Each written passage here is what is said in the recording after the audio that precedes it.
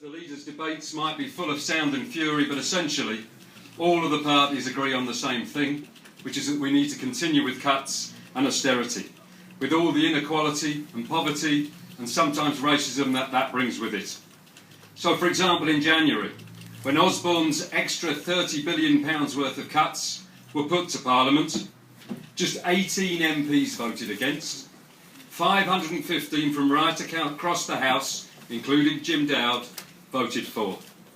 So when the politicians from those establishment parties are making you promises, for example on schools where I work, then actually look at what the Institute for Fiscal Studies is saying, and saying if you look at any of the main parties, then you're looking at least 7% budget cuts, perhaps more.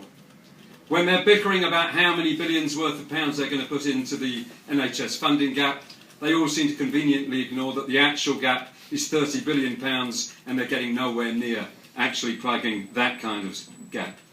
And so there is a silence over the real issues, the anger at the privatisation of our services, of our schools, of the railways. As we've seen at Sedgehill, locally that's been a big issue too.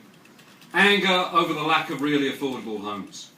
Anger at the lack of decent, well-paid jobs, because the recovery has certainly only been for a very few at the top.